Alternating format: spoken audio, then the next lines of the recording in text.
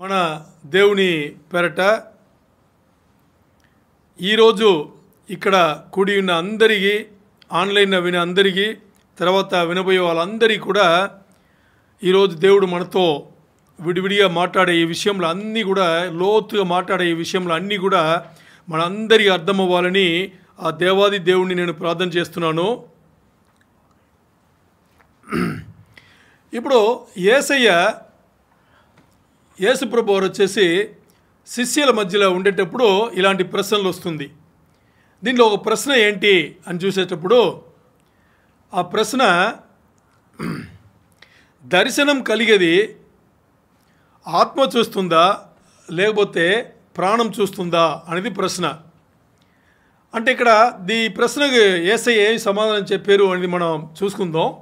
మరి దాని ముందు మనం అనేది ఏమేమి కలిగి ఉంటే మనం అని చెప్పొచ్చు అంటే, మన అందరికీ తెలిసినట్టుగా శరీరం ఉంది. మనం అనే దీంట్లో శరీరం ఉంది, ప్రాణం ఉంది, తర్వాత ఆత్మ ఉంది. ఈ మూడు కలిస్తే దాన్ని ఏం చేస్తాము?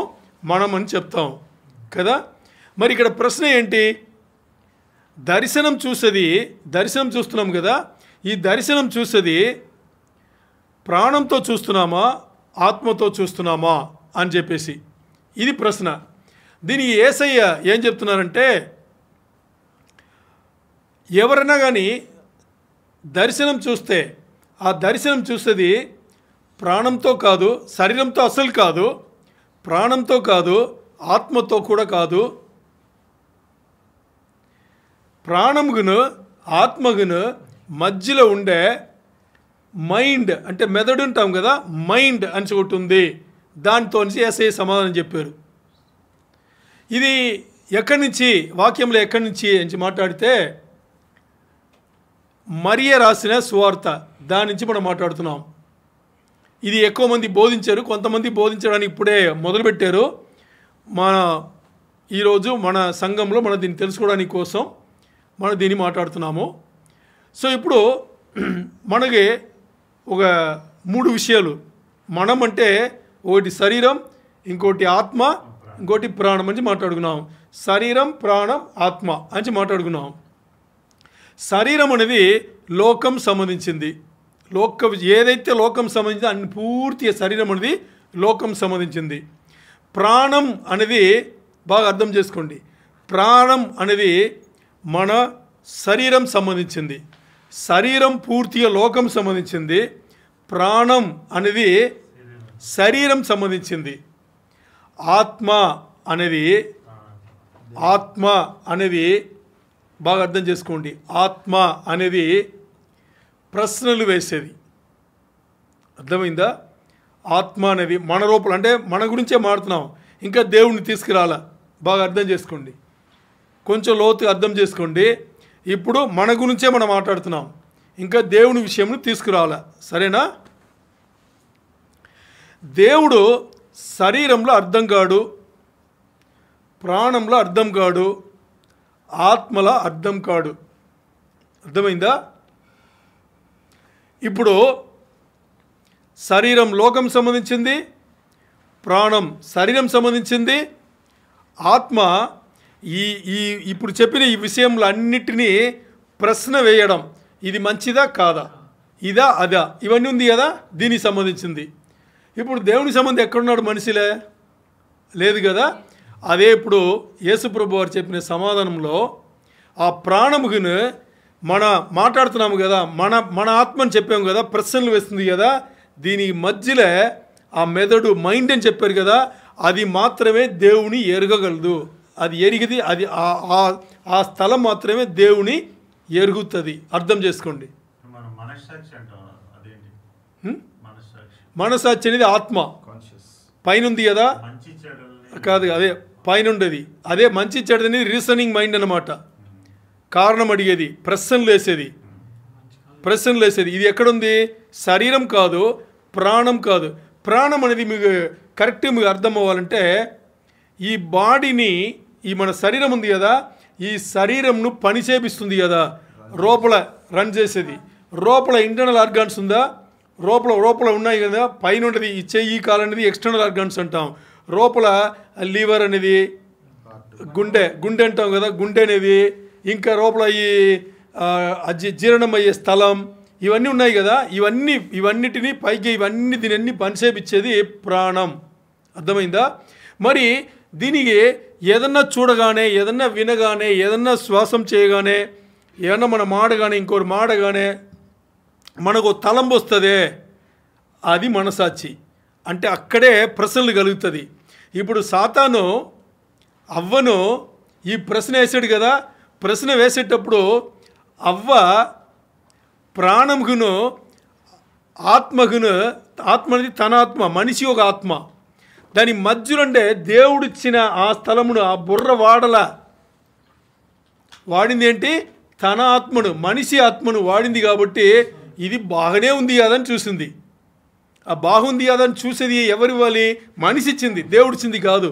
దేవుడు ఇవ్వాలంటే దీని మధ్యన ఇంకోటి పెట్టాడు, అది దేవుడు. పరిశుద్ధాత్మ నివాసం కూడా అక్కడే, పరిశుద్ధాత్మ నింపుదల కూడా అక్కడే. అది దేవుని సంబంధి, దేవుని ఆత్మ నివాసం చేసేది. మీకు ఇప్పుడు ఈ 4 విషయం అర్థమైందా? ఒకటి శరీరం, ఇంకోటి ప్రాణం, 4వది ఆత్మ, అది మన ఆత్మ. మరి ప్రాణముకునే మన ఆత్మకునే మధ్యలో ఒకటి ఉంది, అది దేవుడిచ్చింది. మైండ్ అని పెట్టుకుంది, మన మైండ్ అని మాట్లాడుకుందాం. అది దేవుడు పెట్టింది. దేవుడు పెట్టిందంటే దేవుని అర్థం చేసుకునేది అక్కడే. ఇప్పుడు యేసయ్య ఇచ్చిన సమాధానంలో మరియకు ఆ మైండ్ కలిగింది కాబట్టి, దేవుడు సంబంధించిన మైండ్ కలిగింది కాబట్టి, మీకు అభి 2 వర్డ్ ఫైల్ ఉంది కదా, దాంట్లో ఇక్కడ చూడు, ఈ వర్డ్ ఫైల్, ఈ ఫైల్ ఓపెన్ చేసి స్క్రీన్లో ఓపెన్ చేయి, మినిమైజ్ చేయి దాన్ని.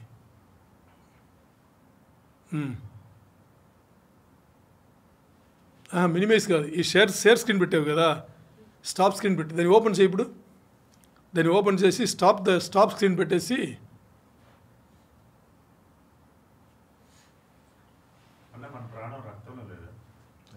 అదే అదే అదే ప్రాణం.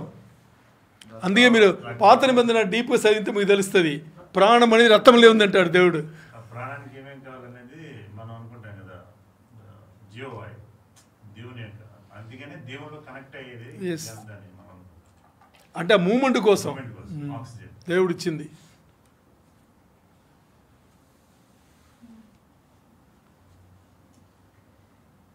ఫుల్గా డిస్ప్లే రాలా, చిన్నది చెయ్యి.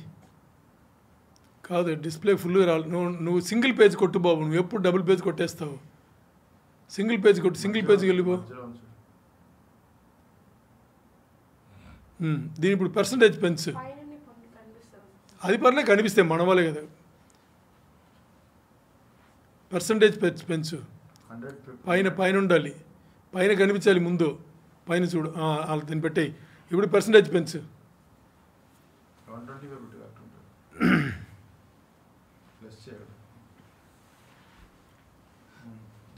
ఇంకా పెద్ద చెయ్యి. ఓకే, ఇప్పుడు మనం కింద పైన చూపించరా.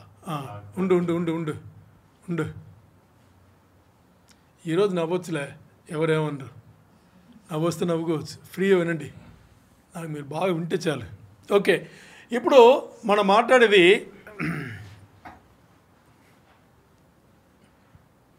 ఇప్పుడు మనం ఏం గురించి మాట్లాడుతున్నాం?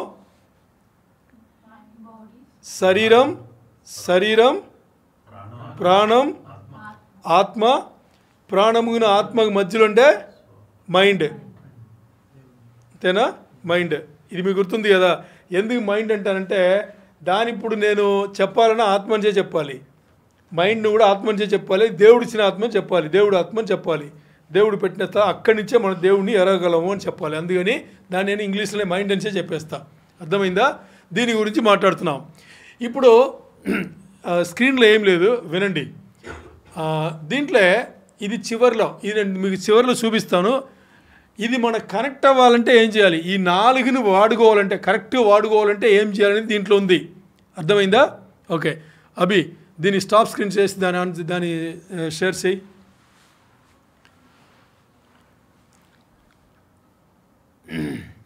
ఓకే, అక్కడే ఉండి దాని వదిలి. ఇప్పుడు యేసయ్య చెప్పిన మరి అడిగిన ప్రశ్న మీకు అర్థమైందా లేదా? యేసయ్య చెప్పిన సమాధానం కూడా మీకు అర్థమైంది. ప్రశ్న ఏంటి? దర్శనం కలిగేది ప్రాణం ద్వారా ప్రాణం నుంచి చూస్తున్నామా దర్శనం, లేకపోతే ఆత్మ నుంచి చూస్తున్నామా? ఈ ప్రాణం అనేది మనిషిదే, ఆత్మ అనేది కూడా మనిషిదే. మరి యేసయ్య చెప్పిన సమాధానం ఏంటి? నువ్వు మనిషికి సంబంధించిన ప్రాణంతో కానీ మనిషికి సంబంధించిన ఆత్మతో కానీ మీరు దర్శనం చూడలేరు. మరి ఈ రెండిటి మధ్యలో ప్రాణంకు పైకే, మీ ఆత్మకు కొంచెం కింద అనుకోండి, ఓకే? అలాంటి ఒక స్థలం దేవుడు మైండ్ నుంచి పెట్టాడు. అక్కడి నుంచే మీరు ఏం చేస్తారు? దేవుని చూడగలరు, దర్శనం చూడగలరు అని చెప్పేసి యేసయ్య సమాధానం చెప్పాడు కదా. ఎందుకు దీన్ని ఇంత స్ట్రెస్ చేసి చెప్తున్నామంటే, దీని తర్వాత వచ్చే భాగం దీనికి ఫౌండేషన్ అన్నమాట. అందుకని సరే, ఇప్పుడు ఇది మీకు అందరికీ బాగా అర్థమవుతుంది కదా. యేసయ్య చెప్పిన సమాధానం ఇది వేరెవరో చెప్పింది, శిష్యులు చెప్పిన సమాధానం కూడా యేసయ్య చెప్పింది. ఇప్పుడు దీన్ని బేస్ చేసుకుని మన కింద భాగంకి వస్తున్నాం. ఈరోజు ఇదే చాలా చాలా అవసరం. కింద రమ్మ ఇంకొంచెం. ఇప్పుడు దీన్ని బేస్ చేసుకుని చాలా పెద్ద ఒక నిజంను యేసయ్య ఇచ్చిన సమాధానం. అంటే యేసయ్య దేనైతే అధిగమించి వచ్చారో దాని ఆయన చెప్పారు. ఓకే, ఇప్పుడు చూడండి, యేసయ్య శిలువ మరణం పొందారు కదా. యేసయ్య శిలువ మరణం పొందారు. శిలువ మరణం పొంది తిరిగి లేచింది ఎప్పుడు? మూడో రోజు కదా. మరి శిలువ మరణం పొందిన తర్వాత ఆయన శరీరం ఎక్కడ ఉంది?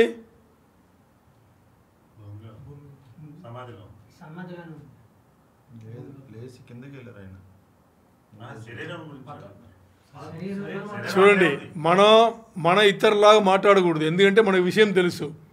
మరణం అనే ఆ క్రమంలో చాలా చదివాము, శరీరం గురించి చదివాము, ఆత్మ గురించి చదివాము కదా. ఇప్పుడు యేసయ్య మరణించారు, శిలువ మరణం చేశారు. ఆయన మనిషినే కదా మరణించారు, దేవుడిగా మరణించాల, మనిషిగా మరణించారు. ఇప్పుడు ఆయన మరణించిన తర్వాత ప్రాణం విడిచిపెట్టారు కదా. దీంతో సమాప్తమైంది అని చెప్పారు కదా, ఇట్ ఈస్ ఫినిష్డ్ అన్నారు కదా. ఇప్పుడు మరణించారు, ఆయన ప్రాణం వదిలిపోయింది. ఇప్పుడు శరీరం శిలువలో ఉంది కదా, శిలువ నుంచి దించారు కదా. దించి ఆ శరీరంలో ఎక్కడ పెట్టారు? సమాధిలో పెట్టారు, సమాధిలో పెట్టారు. ఇప్పుడు సమాధిలో శరీరం ఉండింది, పాతి పెట్టబడింది కదా. ఆత్మ ఎక్కడ పోయింది? ఆత్మ ఎక్కడ పోయింది? ఎక్కడికి వెళ్ళారు? షియోల్ అంటాం కదా, పాతాళంకి వెళ్ళారు ఆయన. అంటే ఆయన పాతాళంకి వెళ్ళారంటే దానికి అర్థం ఏంటి? పాతాళంకి వెళ్ళారంటే అర్థం ఏంటి? ఆత్మ వెళ్ళింది, శరీరం కాదు. శరీరం సమాధి చేయబడింది. నేను దీనికోసమే మరణం అని తీసింది. అర్థమైందా మీకు? ఇప్పుడు శరీరం సమాధి చేయబడింది, ఆత్మ పరదేశికి వెళ్ళాలి, పాతాళంకి వెళ్ళింది, దేవుడి దగ్గర వెళ్ళాలి. మరి వెళ్ళింది. ఎందుకు వెళ్ళింది? ఏం చేసింది కదా. ఎందుకు వెళ్ళింది? ఏం చేసింది? అక్కడ ఆయన చేసిన పని ఏంటి? ఒకటి. ఇంకోటి, దేవుని కుమారునిగా వచ్చి ఆయన ఎందుకు పాతాళంకి వెళ్ళాలి?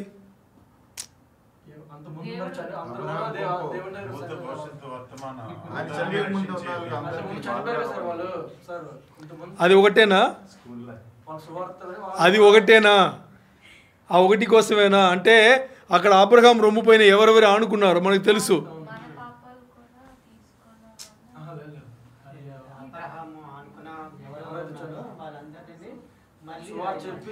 ఓకే, ఇప్పుడు ప్రశ్న అడుగుతా. అదే ఆ ఒకటి కోణమేనా? ఇంకా వేరే ఏమన్నా పనిందా? వెళ్ళింది దేనికోసం అంటే, ఇది ఒక పని అయినా కానీ మెయిన్గా ఆయన వెళ్ళింది దేనికోసం అనేది తెలుసుకుంటే, మెయిన్ ఆయన వెళ్ళింది శిలువ మరణం చేస్తే, శిలువలో మరణమైంది ఎందుకు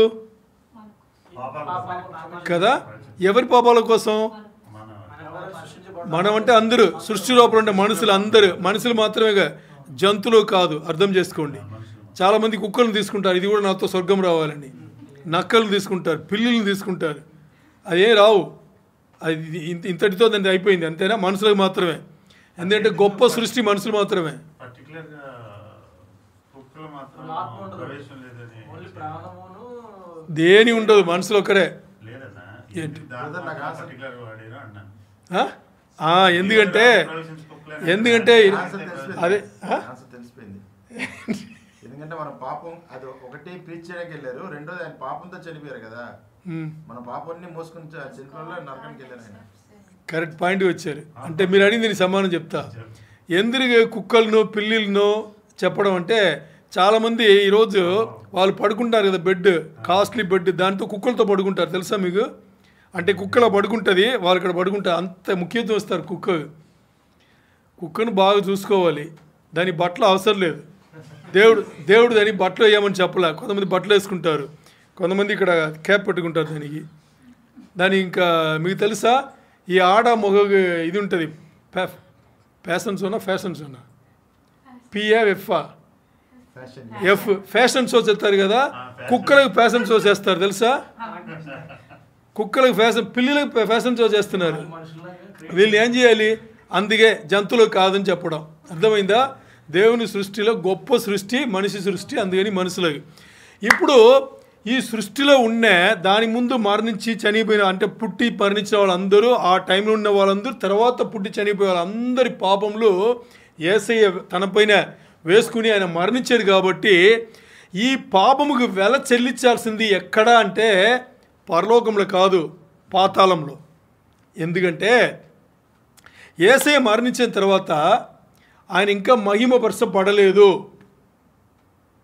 మరణిస్తే ఎవరైనా కానీ మనిషిగా ఉండి, శరీరధారిగా ఉండి, మనిషిగా ఉండి మరణిస్తే శరీరం ఒక చోటుకి వెళ్ళిపోతుంది, ఆత్మ ఒక చోటుకి వెళ్ళిపోతుంది. అంతేనా? ఓకే. ఈరోజు పరదేశం అనేది పరలోకంలో ఉంది. కాబట్టి ఈరోజు మనం మరణిస్తే, యేసయ్యలో విశ్వాసి ఉండి మరణిస్తే మన శరీరం పాతిపెట్టబడుతుంది, మన ఆత్మ యేసయ్య దగ్గర పరదేశికి వెళ్ళిపోతుంది. మరి యేసయ్య ఇంకా మరణించి మహిమపరచ పడలేదు. కాబట్టి ఇప్పుడు మరణించిందే యేసయ్య, కాబట్టి ఇంకా యేసయ్య దేవుడి దగ్గర వెళ్ళలేదు. కాబట్టి శరీరం పాతిపెట్టబడింది, సమాధి చేయబడింది.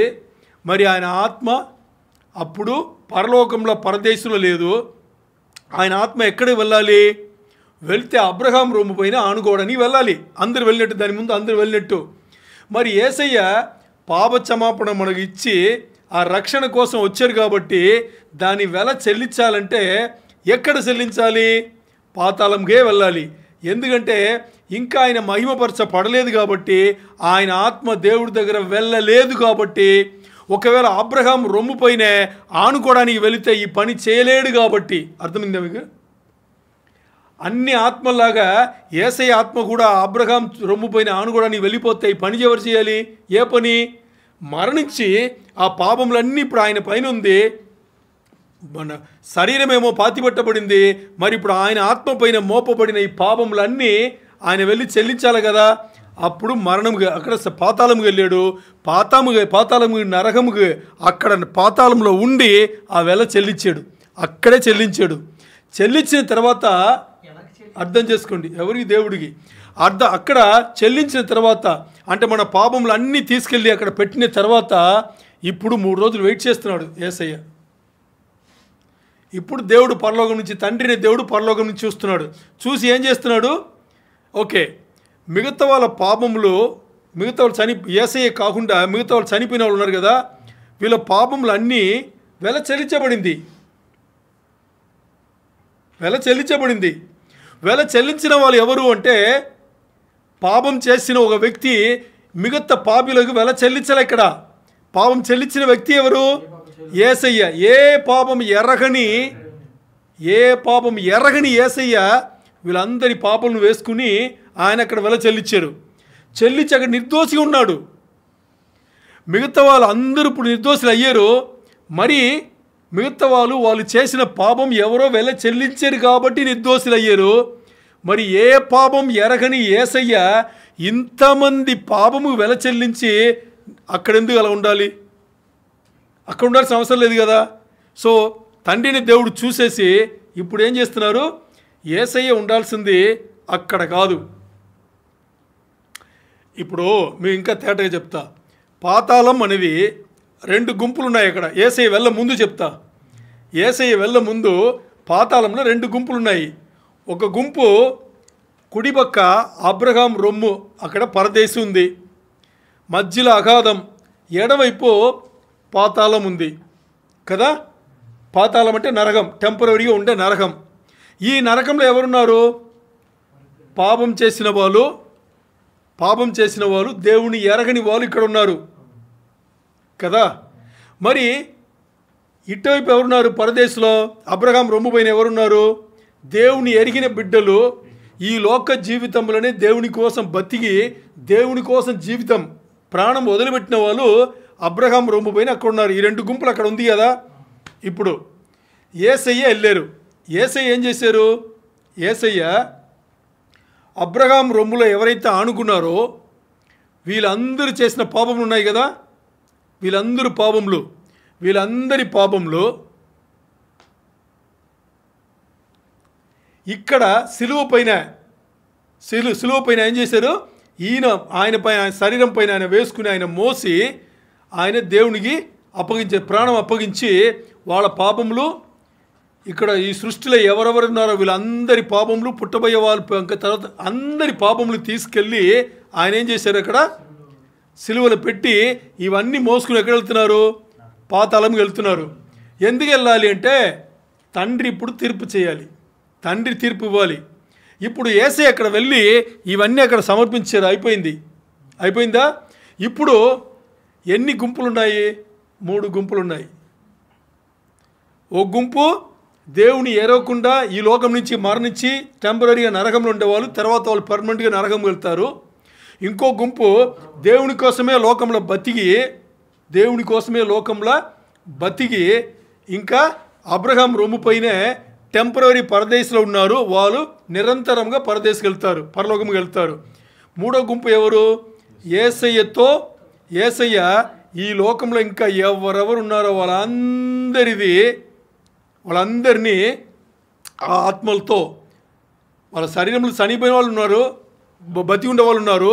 వీళ్ళ ఆత్మలతో ఆయన అక్కడ వెళ్ళి ఆ ఆత్మలకు వెల చెల్లిస్తున్నారు. ఏమని? వీళ్ళ పాపంలో అన్నీ నేను మోసుకొచ్చాను. ఎందుకు? నేను నిర్దోషి కాబట్టి, నేను వీళ్ళ పాపం కోసం వెల చెల్లించడానికి అర్హుడు కాబట్టి నేను వెల చెల్లించాను. ఇదిగో అని చెప్పేసి అక్కడ దేవుని ముందు పెట్టేశారు అక్కడ పాతాళంలో. ఎందుకంటే ఈ ఆత్మలు ఇంకా తీర్పు రాముందు వాళ్ళు పరదేశికి వెళ్ళలేరు. ఈయన పట్టుకెళ్ళిన వాళ్ళు ఉన్నారు కదా, వాళ్ళు పరదేశికి వెళ్ళలేరు. అందుకని అక్కడ పెట్టి వెల చెల్లించి అక్కడ ఉన్నారు. ఇప్పుడు అక్కడ ఉన్నదని తండ్రి అయిన దేవుడు పరలోకం నుంచి చూసి ఇప్పుడు ఈ 3 గుంపులు చూస్తున్నారు. ఎవరు?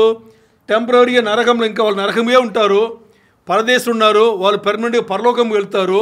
ఇది కాకుండా యేసయ్య చేసిన ఈ ఆత్మలు ఉన్నారు అంటే మనమే, ఎవరైతే మరణించున్నారో వాళ్ళ ఆత్మలు, బతికిన ఉన్నాం కదా. వీళ్ళందరి పాప క్షమాపణం అంటే వెల చెల్లించి దాన్ని కూడా అక్కడ అర్పణించిన యేసయ్యను చూస్తున్నారు. ఇక్కడ మొత్తాన్ని చూస్తే ఏ పాపం ఎరగని ఒక వ్యక్తి ఎవరంటే యేసయ్య మాత్రమే. అక్కడ మిగతా వాళ్ళందరూ పాపం చేసిన వాళ్ళ పాపం చెల్లించబడింది, ఇంకా పర్మనెంట్గా నరకం ఉండే వాళ్ళు ఉన్నారు. మరి యేసయ్య ఒక్కరే. తండ్రి అయిన దేవుడు ఇప్పుడు ఏం చేస్తున్నారు? ఓకే, ఈ గుంపులో ఇప్పుడు యేసయ్య ఏ ఉద్దేశం కోసం తండ్రి పంపించాడో ఆ ఉద్దేశం నెరవేర్చి ఇప్పుడు అక్కడ ఉన్నారు ఆయన. ఇప్పుడు ఆయన ఉండాల్సిన స్థలం అక్కడ కాదు, పాతాళం కాదు అని చెప్పేసి ఆయన 3వ రోజు ఏం చేస్తున్నాడు? లేపుతున్నాడు. ఆయన లేపెట్టేప్పుడు ఆయన ఆత్మ సిలువ నుంచి లేపలేదు, పాతాళం నుంచి లేచింది. అలా లేచేటప్పుడు యేసయ్య అబ్రహాం రొమ్ము పైన ఆనుకున్న అంతమంది దేవుని బిడ్డలుగా అంతమందికి సువార్త చెప్తున్నారు. ఏమని?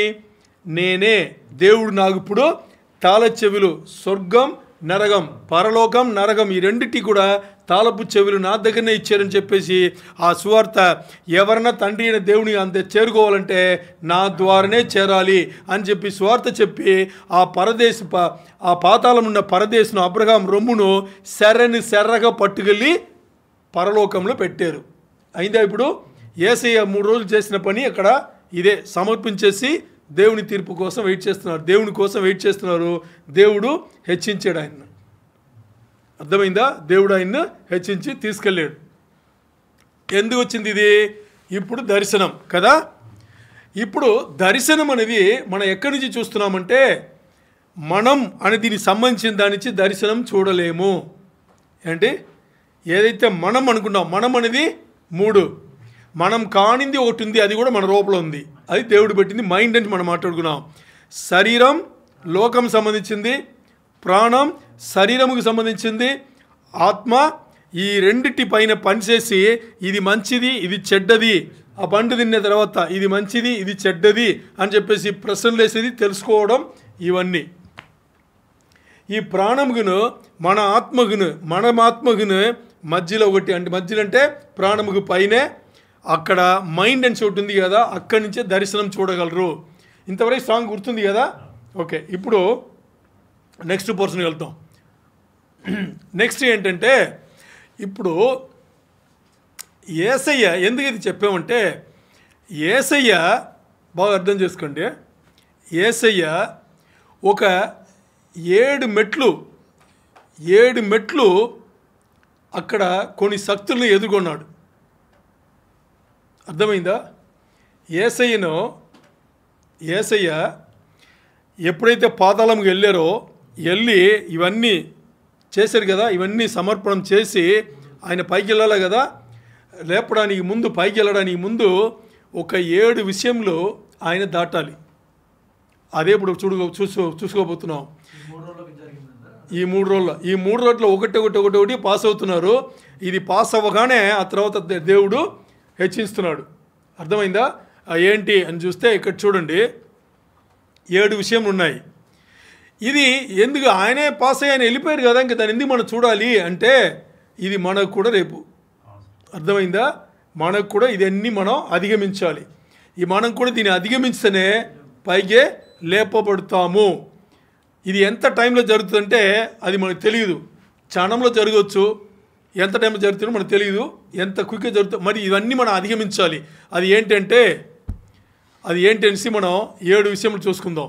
మధ్యలో కొన్ని భాగంలో మనకు లేదు, అక్కడ మధ్యలో కొన్ని భాగం లేదు, అందుకే నేను వెనక్కి వెళ్ళి ముందు వస్తా. ఓకే, ఇక్కడ చూడండి. ఇవన్నీ ఏంటంటే మొదటిగా దాన్ని చీకటి అంటారు, డార్క్నెస్. మొదటి ఫోర్స్ ఏంటి? చీకటి, డార్క్నెస్. రెండవది ఫోర్స్ వచ్చేసి డిసైర్, ఆశ. మూడవది వచ్చేసి ఇగ్నోరెన్స్, తెలియకుండా ఉండడం.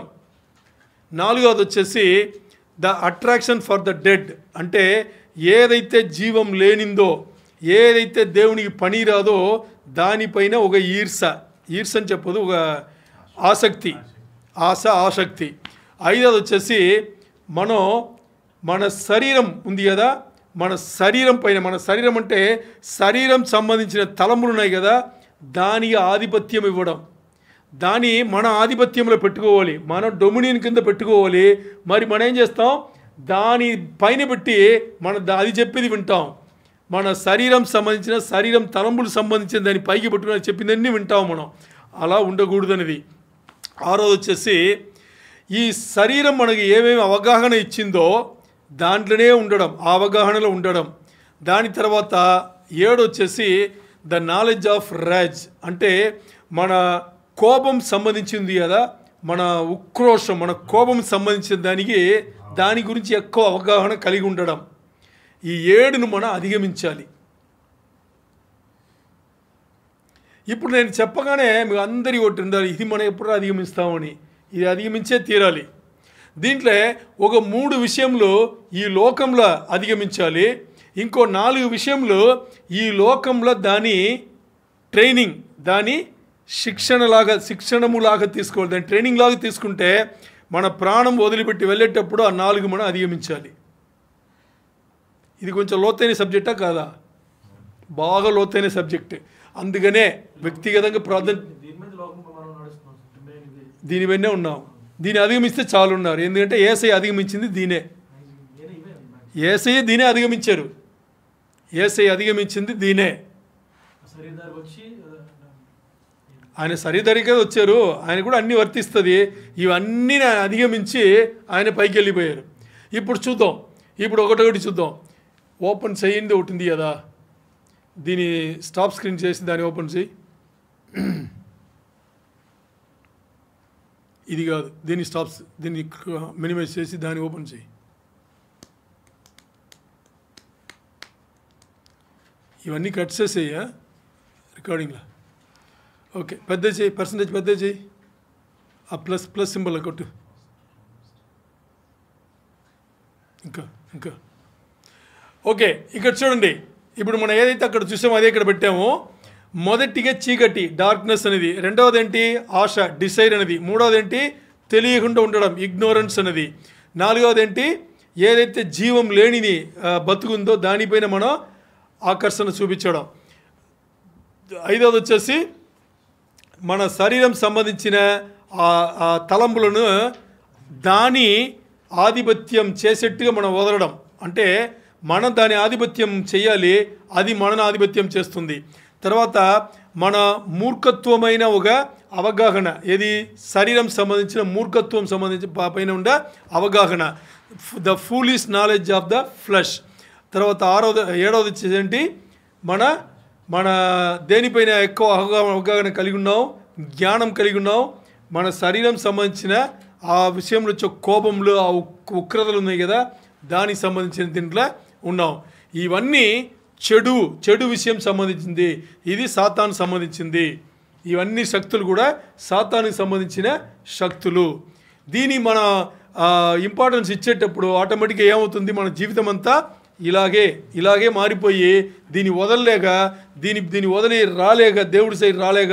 ఇప్పుడు మనం మాట్లాడుకున్నాం కదా, లోకం సంబంధించింది, దేవునికి సంబంధించినది. ఇవన్నీ లోకం సంబంధించింది. ఎందుకు లోకం వదలాలంటే, లోకం వదిలితే దీన్ని అన్నీ వదిలేస్తాం. మరి మన లోకం అని ఎవరికి అర్థం కాల. ఆ లోకంలో ఉండేది ఇదే. లోకంలో ఈరోజు ఈ లోకంకి అధిపతి ఎవరు? సాతాను శక్తులన్నీ దీనిపైనే మనకి పనిచేస్తుంది. అది ఇంపార్టెంట్. ఇప్పుడు దీనిపైనే మనం ఏం చేయాలి? అవగాహన దేనికి కలిగి ఉండాలి? దీని గురించి తెలుసుకోవాలని కాదు, ఇది ఏమని తెలుసుకుంటే దీన్ని వదిలిపెట్టాలి. అది ఇక్కడ ఇంపార్టెంట్. ఇప్పుడు ఇది అన్ని లోకం సంబంధించింది కాబట్టి దీని నుంచి మనం తప్పుకోవాలి.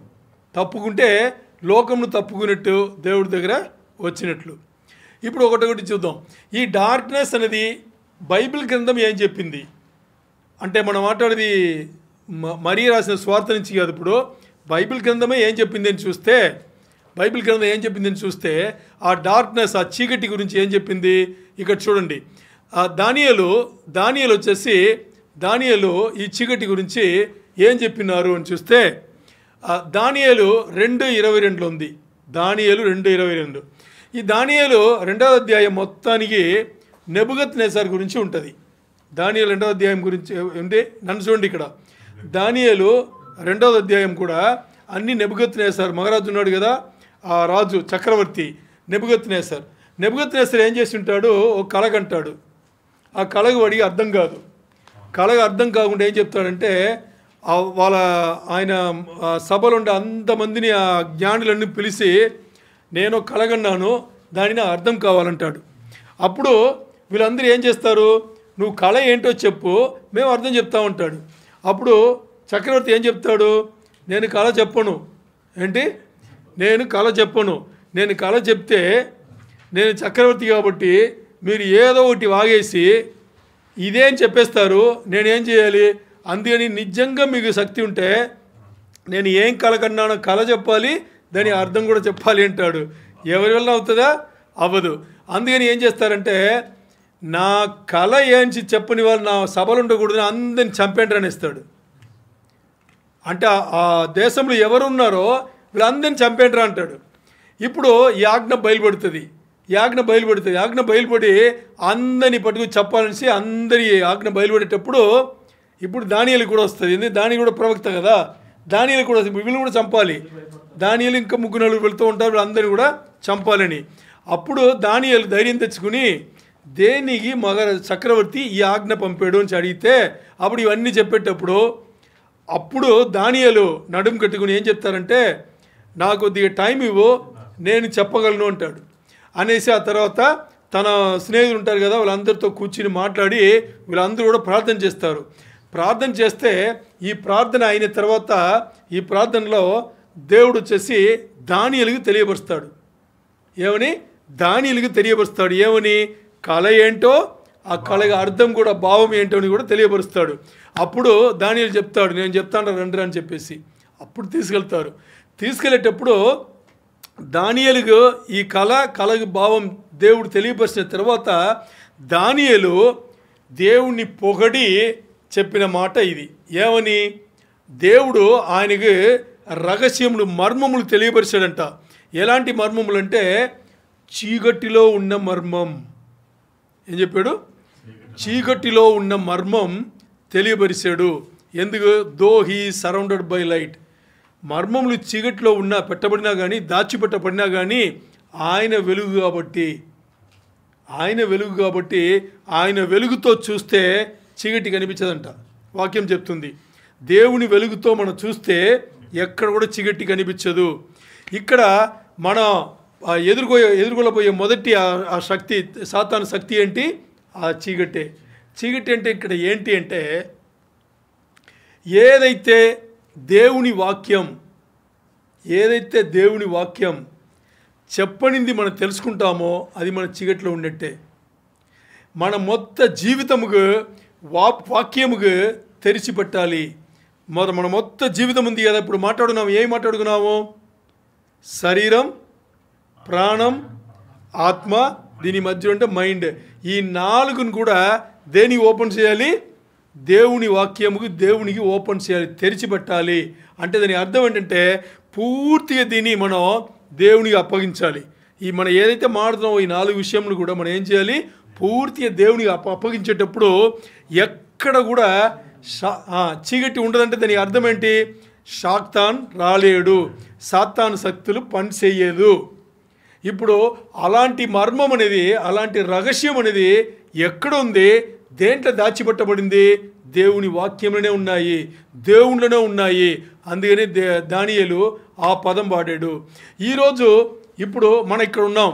ఇక్కడ మనం ఉండేటప్పుడు లోకం వైపే ఉంటున్నాము, దేవుని వైపు రాలేకపోతున్నామని మన వ్యక్తిగతంగా ఎంతోమంది బాధపడ్డాం.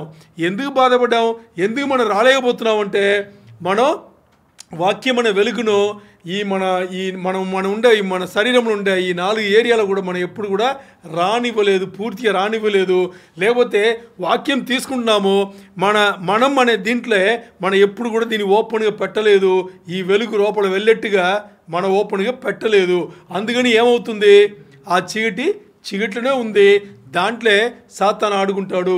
మరి ఆ చీకటిని తీసివేసే వాక్యం ఇవన్నీ చోట్ల మనం వదిలేటప్పుడు, ఓపెన్ చేసి పెట్టేటప్పుడు అక్కడ చీకటి ఉండడానికి అవకాశమే లేదు. అర్థమైందా? సో ఈ చీకటి, డార్క్నెస్ అనే ఈ సాతాను శక్తిని మనం ఎలాగా అధిగమించాలంటే ఏం చేయాలి? అన్ని చోట్ల వాక్యం ఉండాలి, దేవుడు ఉండాలి, యేసయ్య ఉండాలి, పరిశుద్ధాత్మ దేవుడు పనిచేయాలి. దానికి మనం అనుమతించాలి. దాన్ని అనుమతించాలంటే ఏం చేయాలి? ఆలోచన చేయండి. నేను చేస్తాను ఇప్పుడు అన్నీ అనిపిస్తుంది. చేయడానికి ఏం చేస్తున్నాం? మనం ఫెయిల్ అయ్యేది అక్కడే. మనకు తెలుసు, విషయములు తెలుసు.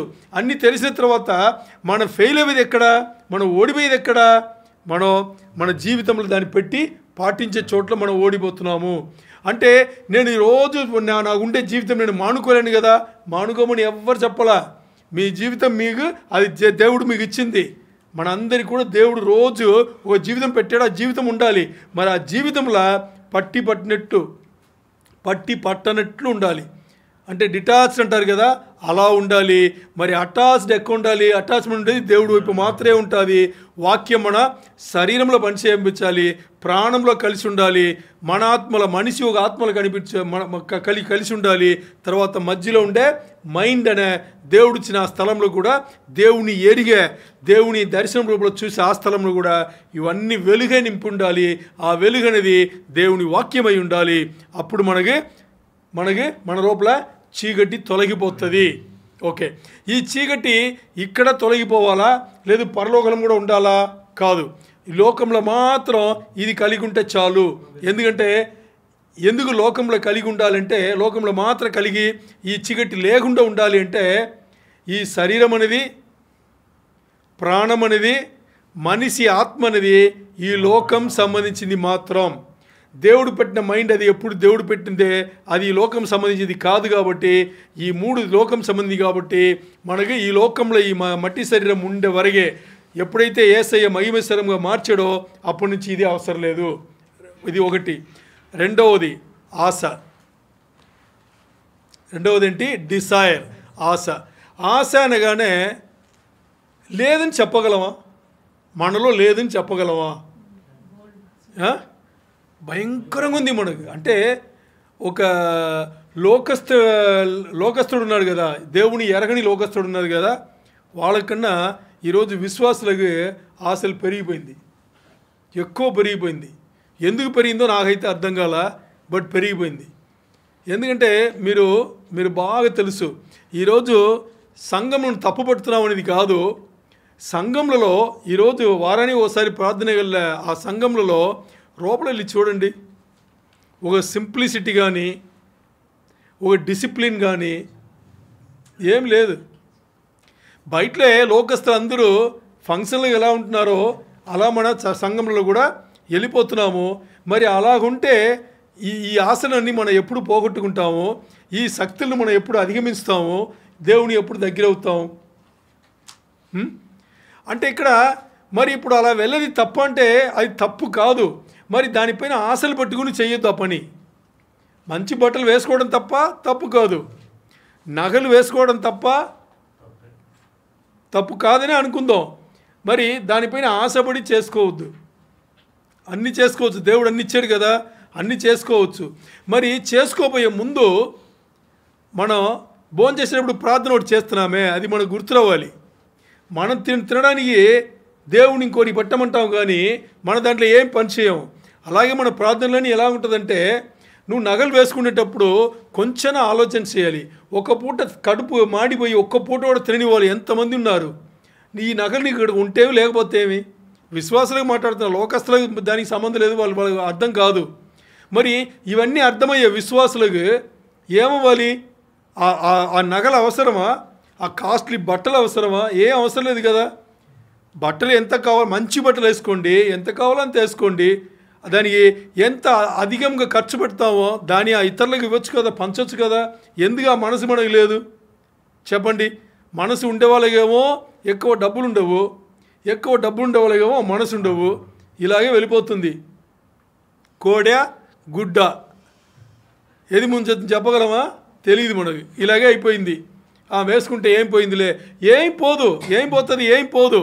మరి ఇంకోరికి పెడితే అక్కడ లెక్కలు పెరుగుతాయి కదా, మంచి లెక్కలు పెరుగుతాయి కదా పరలోకంలో. ఆ పనులు కొంత చేసుకుందాం. అది ఇప్పుడు ఈ ఆశలు మనం ఏం చేయాలంటే అత్యాసంగా లేకుండా, అంటే అధిక ఆశగా లేకుండా చేసుకోవాలి. తినాలా, బాగా తినాలి, బట్టలు వేసుకోవాలా, మంచి బట్టలు వేసుకోవాలి, ఇంకేమన్నా అది ఇదని అన్నీ చేసుకోవచ్చు. మరి దాంట్లో ఒక భాగం ఇతరులకు కూడా పెట్టేట్టుగా. నేను సంఘంలో దశం భాగం అంటే టైత్ ఇస్తున్నాను, లేకపోతే ఇంకోటి నేను సంఘం ఆఫరింగ్ వేస్తున్నాను అంటే దేవుడు కావాల్సింది ముష్టి కాదు. అర్థం చేసుకోండి. మన సింపుల్గా ఏం చేస్తున్నాము, ఏదో వేసేసి దేవుడికి ఉపయోగ చేసినట్టుగా అయిపోతాం. మీకు దశం భాగం అనగానే ఒకటి బాగా గుర్తుపెట్టుకోండి అందరూ. దశం భాగం అంటేనే మనకు వచ్చే రాబడిలో 10వ వంతు. ఇది పాత నిబంధన గ్రంథం. మరి కొత్త నిబంధనల దశం భాగం అని దాన్ని కంపల్సరీగా దాన్ని ఇక్కడ చెప్పలేదు.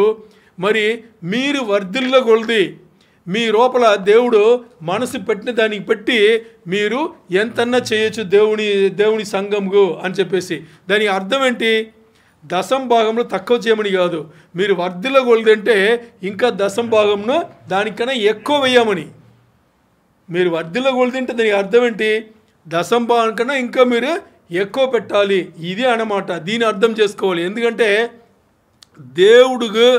దేవునికి దేవుని సంఘముకు ఇవ్వాలి అనే మనస్తత్వం మనకు లేదంటే ఇంకది ఆ జీవితం వచ్చేసి ప్రశ్నార్థకరమే.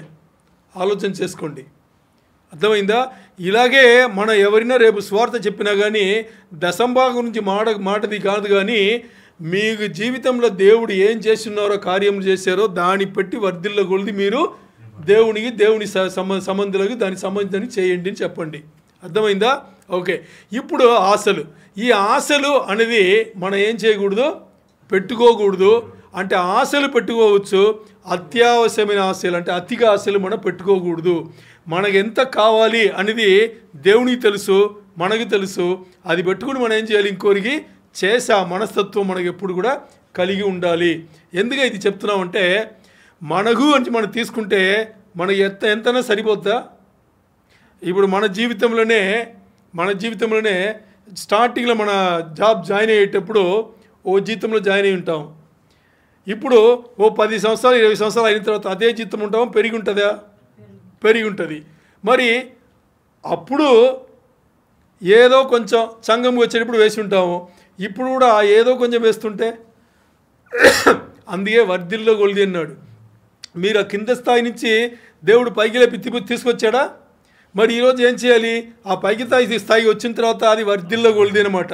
వర్ధిల్లో కొలిది ఏం చేయాలి? మన చెయ్యి ఎక్కువ చాపాలి. అంటే దీని అర్థం ఏంటి? బాగా దేవునికి సంబంధించిన విషయంలో బాగా. ఇప్పుడు మన సంఘమే తీసుకుందాం. మన సంఘంలో మనం ఏం చేస్తున్నాము? ఇంతవరకు మన సంఘంకి ఏం కావాలో అది చేసుకుంటున్నాం, అంతేనా? అన్నీ ఒకటి చేస్తూనే ఉన్నాం. ఆ టైంకి దేవుడు సేవిస్తూనే వస్తున్నాడు. మరి మన సంఘం నుంచి ఇంకా డబ్బులు బయటికి వెళ్ళిందా? ఇంకా వెళ్ళా. ఎందుకు? ఇంకా మన సంఘంకే అయిపోతుంది. దీని అద్దు, దీని అది, ఆ ఫెసిలిటీ, ఈ ఫెసిలిటీ, ఇదే అయిపోతుంది.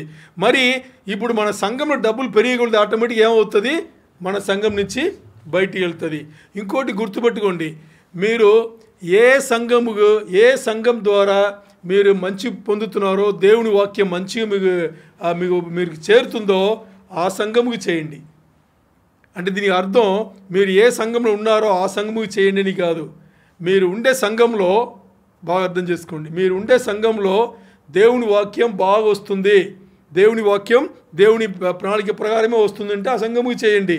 లేదు మీరు వేరెక్కడో ఈ నాలెడ్జ్ అవగాహన పొందుతుంటే మీరు అక్కడ కూడా చేయొచ్చు. మరి ఇక్కడ పాయింట్ ఏంటంటే మీరు వర్ధిల్ల కొలిది మీరు దేవునికి చేయాల్సిందే. ఇంకోటి, దేవునికి చేసేటప్పుడు కుడి చేయి చేసేది ఎడం చేతికి కూడా తెలియదు అంటారు. అలా చేయమని చెప్తారు. అది మనం ఎక్కడ బయటికి చెప్పాల్సిన అవసరం లేదు. దేవుడు మనం ఎలా పెట్టాడో దాన్ని బట్టి మనం చేసుకోవాల్సిందే. కొన్ని సంఘాలు మనం అంటే దూరపు సంఘాలకి మనం వాళ్ళకి సహాయం సంఘం ద్వారా చేయొచ్చు. ఇప్పుడు టీసీఎస్ ద్వారా అక్కడ వెళ్తుంది అనమాట కొన్ని చర్చలు. అదే చెప్పేది. ఇప్పుడు దేవుడు మిమ్మల్ని ఏ సంఘంలో పెట్టి ఉన్నారో ఆ సంఘం నుంచి మీకు మీ జీవితంలో మార్పులు వస్తుందా రాలేదా? దేవుడు మీతో మాట్లాడుతున్నారా లేదా? అది ప్రధానం. ఆ పాయింట్ని పెట్టుకుని మీరు ఏమన్నా చేయాలని అనుకుంటే ఆ సంఘముకి చేయండి. ఒకవేళ ఆ సంఘంలో మీరు ఒక రిక్వెస్ట్ లాగా అడగచ్చు. ఏమని? ఈ సంఘంలో మనకు కొంచెం డబ్బులు ఎక్కువయ్యేటప్పుడు మనం వీళ్ళకి ఇది చేయొచ్చు కదా అని మీరు పెట్టచ్చు. ఎందుకంటే మీరు కూడా సంఘంలో సభ్యుడు కాబట్టి చెప్పొచ్చు. అది మనం అంగీకరించి సంఘం ద్వారా చేయొచ్చు. ఓకే, ఇండివిజువల్గా ఒక వ్యక్తి పేరు తీసుకుని ఏం చేసుకోవాలి చెప్పండి? ఇండివిజువల్గా వ్యక్తి పేరు తీసుకుని ఏమవుతుంది?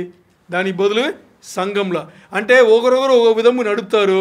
ఇక్కడ మనం చేసేది దేవుని సంఘముకు. దేవుని వాక్యంలో ఉండేది ఏంటంటే దేవుని దాని తెలుగులో పదం ఉంది, దేవుని స్టోర్ హౌస్ అంటారు. అంటే ఇంగ్లీష్లో స్టోర్ హౌస్ అంటారు. దేవుని స్టోర్ హౌస్ అంటే దేవుడు సమకూర్చిన ఆ సంపద, ఆ డబ్బులు ఉన్నాయి కదా, అది సమకూర్చే స్థలం. ఇప్పుడు సంఘంలో ఎవరెక్కడుంది చెప్పండి? ఇండివిజువల్గా ఏమన్నా చేసుకోవచ్చు. అది సంఘము ఇచ్చింది పోగా ఏమన్నా చేయాలంటే చేసుకోవచ్చు. కానీ ముందు మన ప్రధానిగా సంఘముగా ఇవ్వాలి. అది ఇంపార్టెంట్. అంటే టీసీఎస్ ద్వారా కొన్ని ఇస్తున్నాం అనమాట. పాయింట్ ఇంతే. ఏ సంఘంలో దేవుడు మిమ్మల్ని పెట్టి ఏ సంఘం ద్వారా మీకు దేవుడు మాట్లాడుతున్నారు అంతే. అది మీకు ఈ సంఘమా ఆ సంఘమా? ఆ సంఘం అయితే పూర్తి ఆ సంఘముకి మీరు ఇవ్వచ్చు. ఈ సంఘముకి మీరు ఆఫరింగ్ వేయాల్సిన అవసరం కూడా లేదు. బట్ ఏ సంఘంలో పెట్టి మిమ్మల్ని దేవుడు పెంచుతున్నాడు, దేవుడు మిమ్మల్ని పోషిస్తున్నాడు అనేది ఇంపార్టెంట్ ఇక్కడ. ఆ పాయింట్ మెయిన్ పట్టుకుంటే మన నిర్ణయాలు మనది. ఆ తర్వాత ఇప్పుడు ఈ ఆశ అనేది మనకు ఉండకూడదు. ఎక్కడ ఉండకూడదు? శరీరంలో ఉండకూడదు, ప్రాణంలో ఉండకూడదు, అలాగే మన ఆత్మలో కూడా ఉండకూడదు. అంటే మన ప్రశ్నించే మన రీజనింగ్ క్వశ్చన్ చేస్తే ఉంది కదా, దాంట్లో కూడా ఉండకూడదు. అంటే ఇప్పుడు ఉండదని అక్కడే కదా ఉంది. ఎందుకంటే దేవుడిని ఎక్కడి నుంచి మైండ్ నుంచి ఎరుగుతున్నామంటే అక్కడ లేదు ఆశ. ఎందుకు ఆశ లేదు? ఆ దేవుడు పెట్టిన మైండ్ అనేది అది దేవుడికి సంబంధించింది కాబట్టి అక్కడ ఆశ ఉంది. ఛాన్స్ ఏంటి? దేవుడు పెట్టాడు కాబట్టి. మరి ఈ మూడు దేవుని సృష్టిలో మనకి ఇవ్వబడి దీంట్లో స్వేచ్ఛ కూడా ఇవ్వబడింది కాబట్టి ఇవన్నీ మనం రప్పించుకున్నాం. ఇప్పుడు మనం రప్పించుకునింది మనమే కదా పోగొట్టాలి. ఇప్పుడు మన వల్ల పోగొట్టంది అవ్వదనే యేసయ్య వచ్చేసి ఆయన పైన ఆయన పూర్తి చేశాడు. శిలువ మరణం అయ్యింది కదా, ఇప్పుడు దాన్ని తీసుకుని మన జీవితంలో దాన్ని పాటించాలి. అర్థమైందా? అది ఇప్పుడు ఈ ఆశల గురించి బైబిల్ ఏం చెప్పిందని చూస్తే కీర్తన 27:4 ఆ కీర్తనగాడు దేవుడి దగ్గర ఒకటి అడుగుతున్నారు. ఏం అడుగుతున్నారంటే చాలా ఇంపార్టెంట్, చాలా ముఖ్యమైన విషయం నేను అడుగుతున్నాను. ఏం అడుగుతున్నానంటే is to live in the house of the Lord all the days of my life.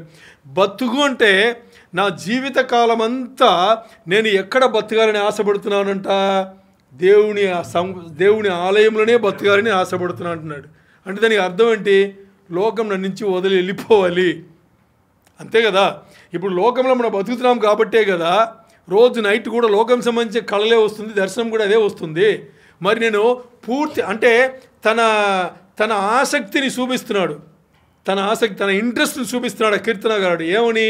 నేను పూర్తి నా ఆయుసు కాలం అంతా, నా జీవిత కాలం అంతా నేను ఎక్కడ బతకాలని అనుకున్నా?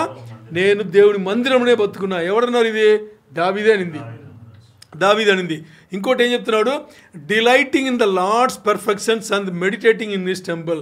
నేను ఆయన ఆలయంలో జీవితం అంతా బతకాలి, ఆయన వాక్యంనే ధ్యానం చేయాలి, దాంట్లోనే నేను సరిదిద్దబడాలి, దాంట్లోనే నేను ఏమవ్వాలి? సంతోషించాలి.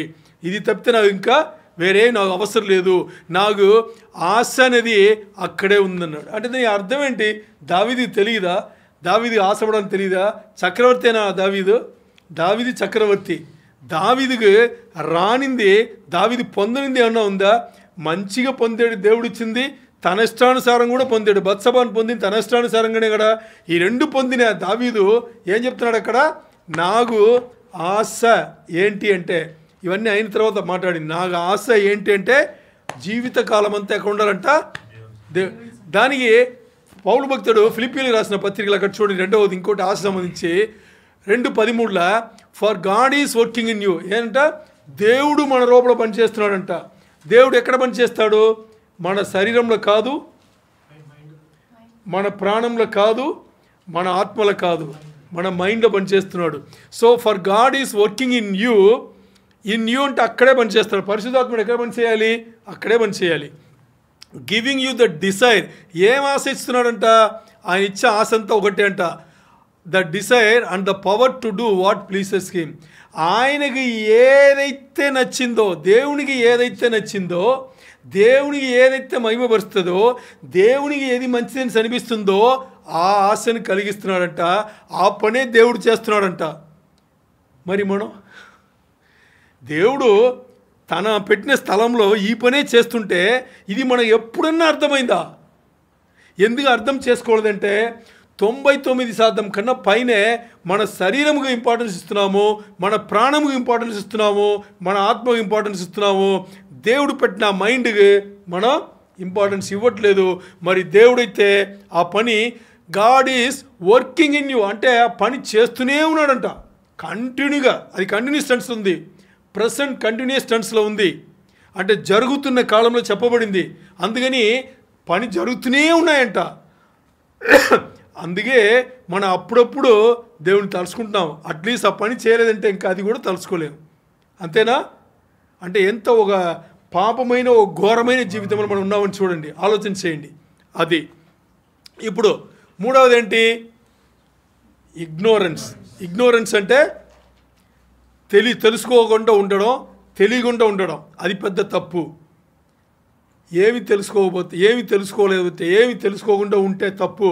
ఇప్పుడు దేవుడు సంబంధి విశ్వాసి ఉన్నారు కదా, మరణించిన తర్వాత పరలోకం వెళ్ళిపోతారు వాళ్ళు, దీని అన్ని గెలిచి వెళ్ళిపోతారు. మరి ఇది ఉందనే తెలియని వాళ్ళు ఏం చేస్తారు? ఈ ఉందని తెలియని వాళ్ళు ఈ శక్తిని అధిగమించలేరు కదా. అప్పుడు ఎందుకు వాళ్ళకి శిక్ష వస్తుంది, ఎందుకు వాళ్ళు నరకం వెళ్తారంటే కారణం ఇదే. దీన్ని దాటి వాళ్ళు వెళ్ళలేరు, దీన్ని అధిగమించలేరు, సాతాను శక్తులను అధిగమించలేరు. ఇది అధిగమించాలంటే ఎవరు కావాలి? దీని ముందు ఎవరు అధిగమించి ఆ పరలోకముకు చేరి ఉన్నారో వాళ్ళ వల్లనే కదా యేసయ్య పని చేశారు కదా, ఆయన వెళ్ళిన దాన్ని మనకు చూపించారు కదా. ఇప్పుడు మనం అధిగమించాలి. ఇప్పుడు ఈ చీకటి డార్క్నెస్ అంధకార ఈ శక్తిని కానీ, లేకపోతే ఆశ అనే ఈ దురాశ శక్తిని కానీ, లేకపోతే ఇప్పుడు మనం మూడవది మాడబోయే కదా తెలియకుండా ఉండడం, ఈ శక్తిని కానీ అధిగమించేది ఇక్కడే. ఈ శరీరం ఉండేటప్పుడే దీన్ని అధిగమించాలి. ఈ మూడుని ఇక్కడే అధిగమించాలి. మిగతా వచ్చే 4ను మనం మరణించిన తర్వాత అధిగమించాలి. దానికి ప్రాక్టీస్ ఇక్కడ చేసుకోవాలి. మూడవదిగా ఏం మాట్లాడుతున్నాం? ఇగ్నోరెన్స్ అంటే తెలియకుండా ఉండడం అనేది. ఇక్కడ దానికి మనం ఏం మాట్లాడుతున్నాం అంటే, ఈ శక్తిని మనం అధిగమించాలంటే, ఈ తెలియకుండా ఉండడం అనేసి ఉంది కదా, దీన్ని మనం అధిగమించాలంటే ముందుగా మనకు యేసయ్య దీన్ని అధిగమించడానికి మన వాక్యం ఇచ్చి ఉన్నారు. అలాగే ఆయన మనకు ఏమి ఇచ్చి ఉన్నారు? ఆయనని తెలియపరిచి ఉన్నారు. ఆయన ఏదైతే మన కోసం చేసి ఉన్నారో అది కూడా తెలియపరిచి ఉన్నారు కదా. ఇవన్నీ ఆల్రెడీ చేసి ఉన్నారు.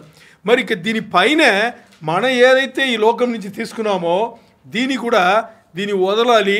ఏది తెలుసుకోవాలో ఏది తెలుసుకోకూడదు అని ఉంది కదా, అది ఏంటి అని చూస్తే ఇక్కడ చూడండి, యోబు గ్రంథం నుంచి మాట్లాడుతున్నాం.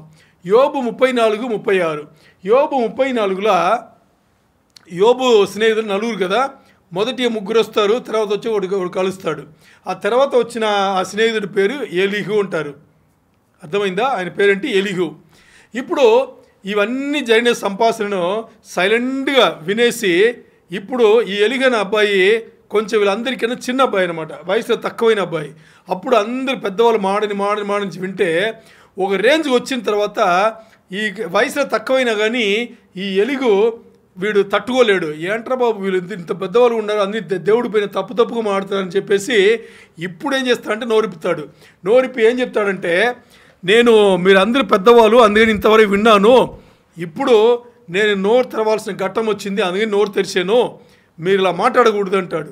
అనేసి యోబు గురించి మాట్లాడతాడు. ఏం మాట్లాడతాడంటే, అలా మాట్లాడుతూ వచ్చి 36వ వచనంకి వచ్చేటప్పుడు ఇలా చెప్తాడు. ఏమంటే, చూడు యోబు, నువ్వు చాలా తప్పులు చేస్తున్నావు. ఇప్పుడు మాట్లాడి నువ్వు ఆల్రెడీ తప్పు చేసావు. ఇప్పుడు ఇంకా దేవుని గురించి కోపమైన పదాలన్నీ మాట్లాడి నీ శిక్షను పెంచుకుంటున్నావు. ఈ తప్పుడు మాటలు మాట్లాడొద్దు. దేవుణ్ణి నువ్వు కోపపరుస్తున్నావు, ఉగ్రత వచ్చేట్టుగా చేస్తున్నావు అని చెప్పేసి నీ మాటల్లో ఎక్కడ కూడా దేవునికి మర్యాద లేదు. అందుకని నువ్వు ఇలా కోపం సంబంధించి నువ్వు కోపపడి నువ్వు ఏం మాట్లాడొద్దు అని చెప్పింది. అప్పుడు అక్కడ చెప్పేటప్పుడు తెలియకుండా మాట్లాడొద్దు అంటాడు.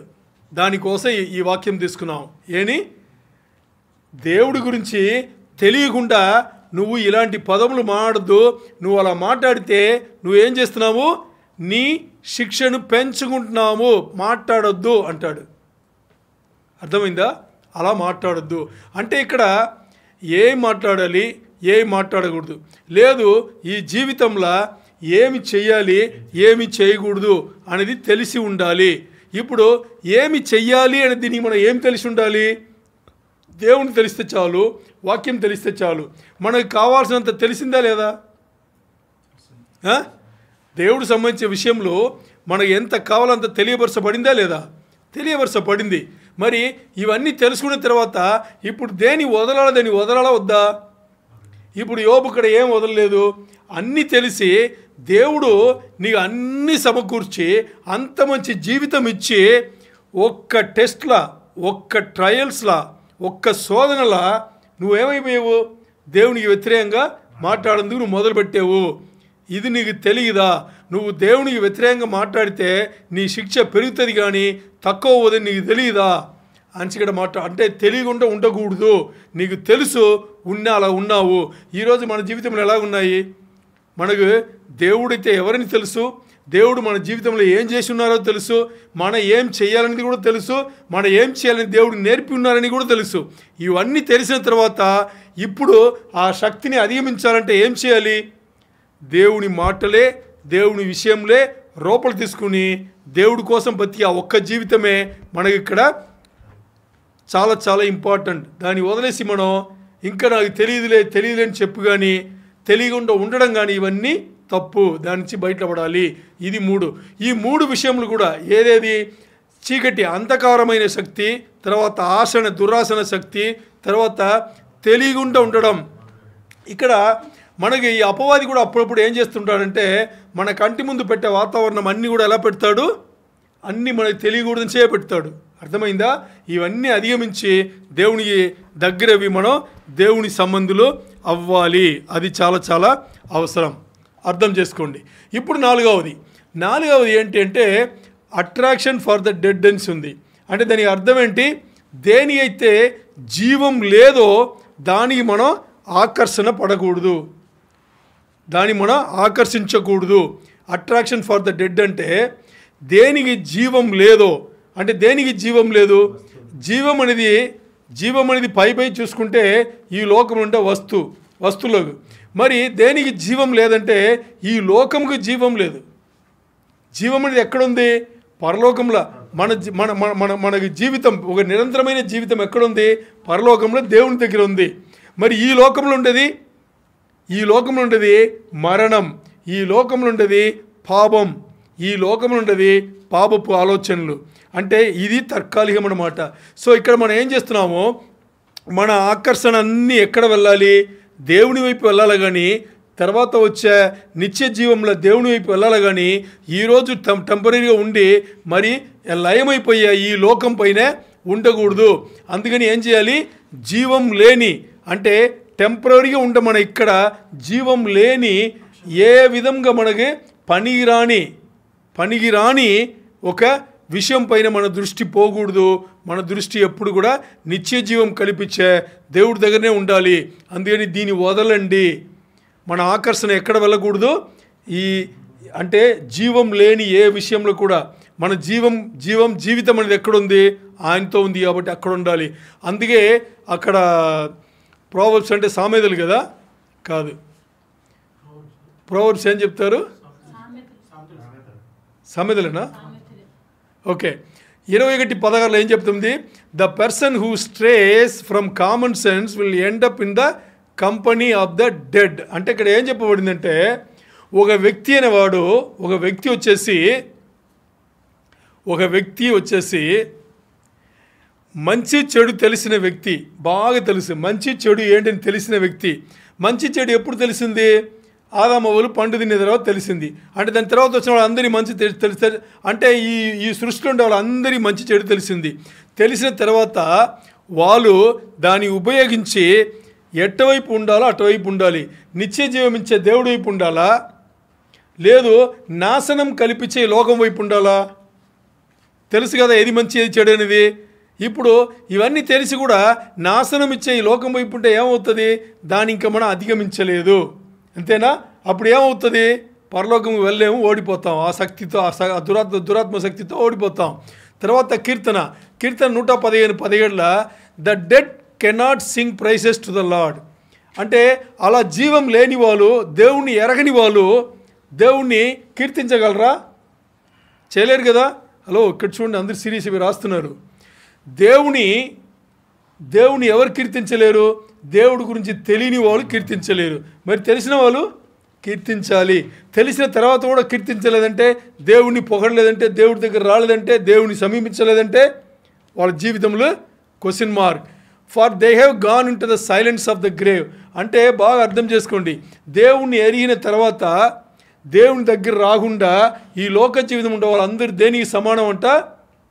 పాతాళం ఉన్నారు కదా, వాళ్ళకి సమానం అంట. అంటే దేనికి పనిరాని వాళ్ళు.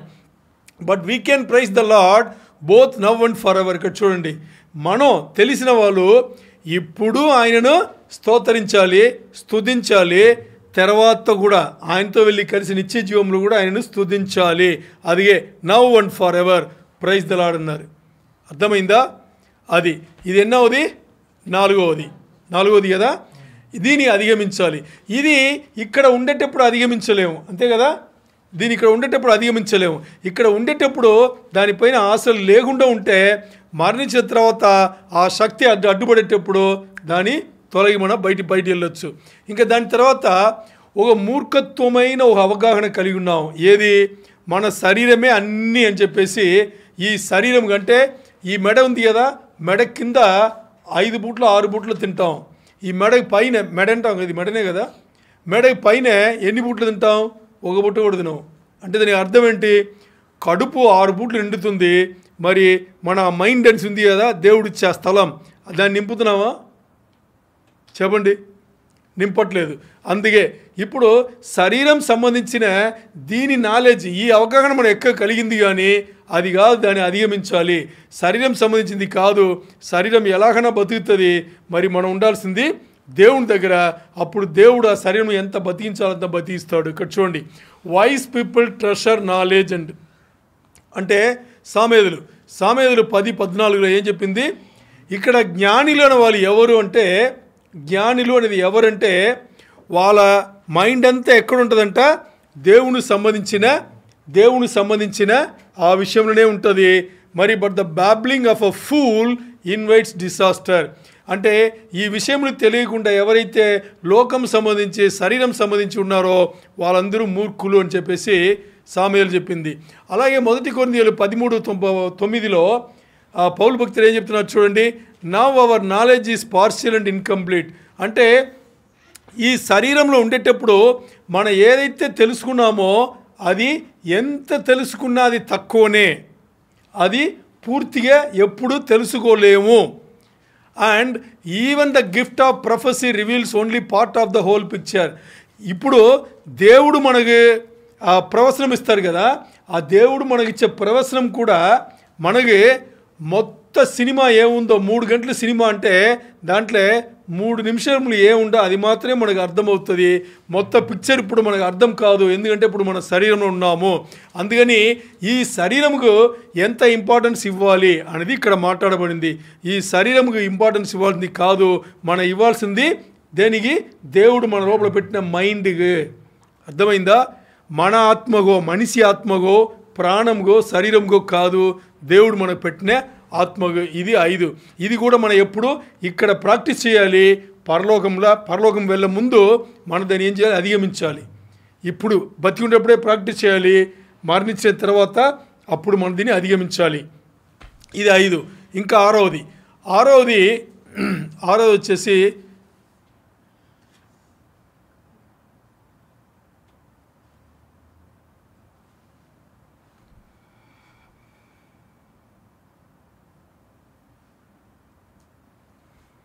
ఏం చేసావు అబ్బి?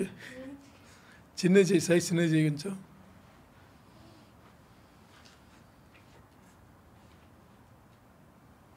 మినిమైజ్ కాదు, కింద పర్సంటేజ్ తక్కువ చేయి, పర్సంటేజ్ 0.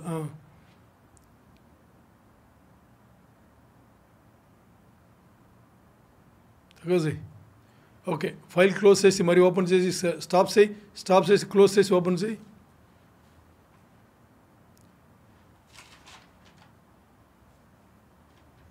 స్టాప్ చేసి క్లోజ్ చేయి.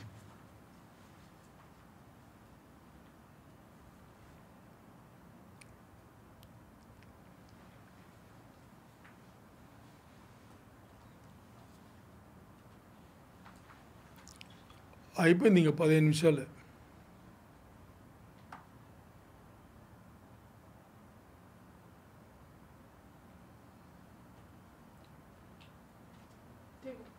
అలా పైకి వెళ్ళు, సైజ్ పెద్ద చేయండి, అలా లే పైకి వెళ్ళు. 2వ పేజీరా,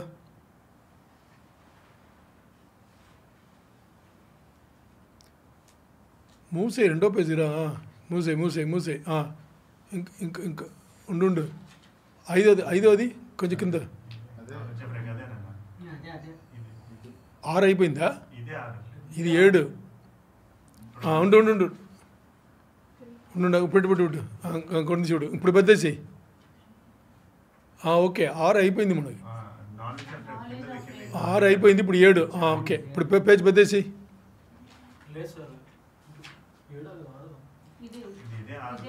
లేదు, ఇది 7. 6 అయిపోయింది. నేను నంబర్స్ మార్చి చెప్పింటాను. 6 అయిపోయింది. ఇంకొంచెం చిన్న చేయి. చాలు, ఇప్పుడు పైకి పో. మూసేయి.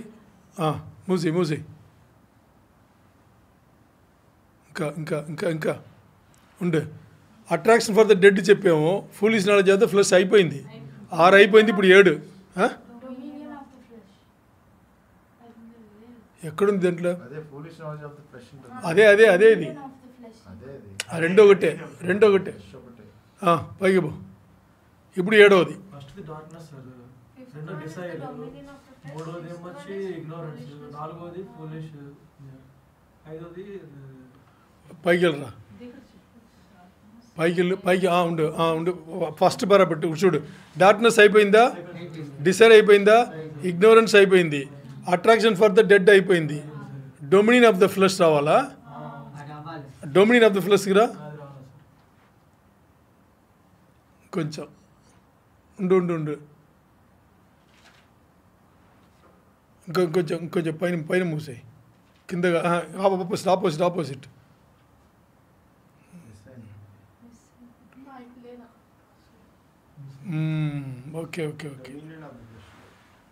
ఓకే. ఇప్పుడు ఈ డొమినియన్ ఆఫ్ ద ఫ్లెష్ అనేది ఏంటంటే, శరీరం ఉంది కదా, శరీరముకు మనం ఏం చేయాలంటే, దేవుడు ఏదైతే మనకు మైండ్ ఇచ్చిన్నారో, దానికి మన శరీరంను దాన్ని లోపరచాలి. మన శరీరం సంబంధించిన విషయం ఉన్నాయి కదా, దానికి దేవుడిచ్చిన మైండ్కి లోపరచాలి. మరి మనం ఏం చేస్తున్నామంటే, మన శరీరంకు, మన ప్రాణంకు, మన ఆత్మకు ఎక్కువ ఇంపార్టెన్స్ ఇచ్చేసి దేవుడు పెట్టిన మైండ్ ఉంది కదా, దాన్ని మనం ఏం చేస్తున్నాం, ఎక్కడో మూలలు తోసేస్తున్నాం. అందుకనే దేవుడు కంటిన్యూస్గా మనతో మాట్లాడినా కానీ మనకి అర్థం కాల. దేవుని స్వరం ఎంతమంది వినిపించింది? చాలామంది వినిపించట్లా. అలా ఉందని కూడా మనకు తెలియకుండా ఉన్నాం. ఎందుకంటే మన ఇంపార్టెన్స్ ఇచ్చే దేనికి? శరీరం. మన దీనికి శరీరముకు, ప్రాణముకు, మన ఆత్మకు, మనిషి యొక్క ఆత్మకు మనం ఇంపార్టెన్స్ ఇస్తున్నాము. దేవుడు మన లోపల పెట్టిన మైండ్కి మన ఇంపార్టెన్స్ ఇవ్వలేదు. కాబట్టి దీన్ని మనం ఏమంటాడేమో the dominion of the flesh అన్నాం. అర్థమైందా? ఇప్పుడు 7వది కిందరా. 7వది ఏంటి అనేటప్పుడు దీంట్లో ఇక్కడ మన సంబంధించిన అంటే మన లోపల కోపం ఉంది కదా, ఈ కోపం సంబంధించిన స్వభావములు ఉన్నాయి కదా, దానికి మనం ఏం చేస్తున్నాం, అవగాహన ఎక్కువ పెట్టుకుని ఇప్పుడు ఏదైనా ఒకటి కోపడాలంటే టక్కుమని కోపడేస్తాం. మరి ఏదైనా ఒకటి సంతోషమైన విషయం ఉంటే దాని వెంటనే మనకు సంతోషం కలుగుదంటే కలుగు. దాని 1000 ప్రశ్నలు వేసుకుని ఇంకా ఓకే ఇప్పుడు మనం హ్యాపీగా ఉండొచ్చు అంటే అప్పుడు హ్యాపీగా ఉంటాం. మరి కోపడి దీనికి ఏదైనా ఒకటి చిన్నది నచ్చలేదు అనుకోండి, టక్కుమని ఎగిరేస్తాం, టక్కుమని కోపం వచ్చేస్తాం, టక్కుమని పదాలు బయటికి వచ్చేస్తుంది. మరి మంచి పనులకు దానికి ఇంపార్టెన్స్ ఇవ్వకండి. ఇది మీరు చదవండి. కలశీలకు రాసిన పత్రికల పౌలు భక్తుడు 3వ అధ్యాయంలో 1 నుంచి 15 వరకు తేటగా చెప్పింటాడు అనమాట. దాంట్లో 7వ వచనం చూడండి. 7వ వచనం ఏముంది? You use to do these things when your life was still part of this world. అంటే ఈ లోకంలో ఉండేటప్పుడు శరీరం సంబంధించిన విషయంలో మనకి ఈ శరీరంను రేకించి కోపం తీసుకొచ్చే విషయంలో అన్నిట్లో కూడా మనం ఏం చేస్తున్నామంట, బతుకుతున్నామంట. అందుకే 8వ వచనంలో but now is the time to get rid of ఆంగర్. ఇప్పుడు ఏం చెప్తున్నారు? ఇప్పుడు ఇది టైం. ఎప్పుడు? దేవుణ్ణి ఎరిగిన తర్వాత, దేవుని సంబంధులు అయిన తర్వాత కోపమును వదిలిపెట్టండి. అలాగే ఆ రేజ్ అనేది అదే కోపం వచ్చేసి ఇంకా అలా పెరుగుతూ రావడం. కొంతమంది చూడండి స్టార్టింగ్లో లైట్ కోపడతారు, పోను కోపం పెరుగుతూ ఉంటుంది. ఎవరు అంటే వాళ్ళని ఎవరు అదుపులో పెట్టలేరు, అంత కోపం అవుతుంది. అలాంటి కోపం ఉండకూడదు, అని ఇప్పుడే వదిలిపెట్టండి. ఎందుకంటే దేవుని సంబంధించిన అయ్యాం. మలీసియస్ బిహేవియర్ అంటే మన ప్రవర్తన ఉంది కదా, దాంట్లో తప్పుగా అసహ్యంగమైన ప్రవర్తనలు ఉండకూడదు, దాన్ని వదిలిపెట్టండి. స్లాండర్ అంటే ఒకరిని మాట ద్వారా కానీ మన చర్యల ద్వారా కానీ మన వాళ్ళను తప్పు పట్టకూడదు, వాళ్ళను అవమానించకూడదు, వాళ్ళను బాధపట్టకూడదు, దాన్ని వదిలేయండి. దాని తర్వాత అండ్ డర్టీ లాంగ్వేజ్. మనం మాట్లాడేటప్పుడే సరైన పదాలు వాడి మంచి పదాలు వాడి మంచిగా మాట్లాడాలా.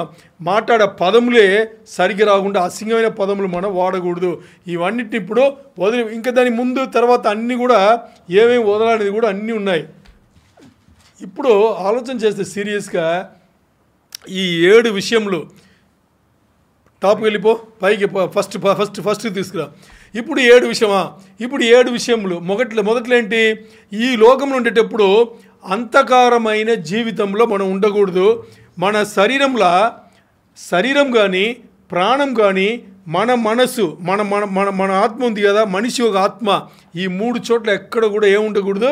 అంధకారం కలిగి ఉండకూడదు. అంటే ఈ అన్ని స్థలములు కూడా దేవుని ఎరిగి ఉండాలి, దేవుని వెలుగైన వాక్యం నింపి ఉండాలి. రెండవది వచ్చేసి ఏంటి? ఆశ, దురాశ, అధిగమించిన ఆశ. నార్మల్గా దేవుడు పెట్టిన ఆశ మన అందరికీ ఉండాలి, మరి అతి ఆశ అది ఉండకూడదు, దాన్ని అధిగమించాలి. మూడవది ఏంటి? తెలియకుండా ఉండడం. దేవుని సంబంధించిన విషయంలో దేవుడు ఏమై ఉన్నాడో అని తెలుసు, దేవుడు మన జీవితంలో ఏం చేసి ఉన్నారో తెలుసు. ఇవన్నీ తెలిసి కూడా మనం ఏం చేయకూడదు? అవి తెలియకుండా ఉన్నట్టుగా మన ప్రవర్తన ఉండకూడదు. ఈ 3 ఈ లోక జీవితంలో ఉండేటప్పుడే ఇక్కడే మనం ఏం చేయాలి? దీన్ని వదిలిపెట్టి దేవుని సంబంధాలు అవ్వాలి. ఈ 4 నుంచి 7 వరకు ఉండేది కూడా ఇక్కడ ప్రాక్టీస్ చేయాలి. దీన్ని ఏం చేయాలి? మనం మరణించిన వెంటనే ఎదురబెట్టేప్పుడు అప్పుడు ఏమవుతుంది? దీన్ని ఎదుర్కోవాలంటే ఇక్కడ మనం గెలిచి ఉండాలి. లోకంలోనే దాన్ని గెలిచి దాన్ని సిద్ధంగా ఉండేటప్పుడు అప్పుడు ఈ శక్తులు ఎదురు రాదు. వచ్చినా దాని కంటికి మనకు కనిపించాం, మన ఆత్మలు కనిపించవు.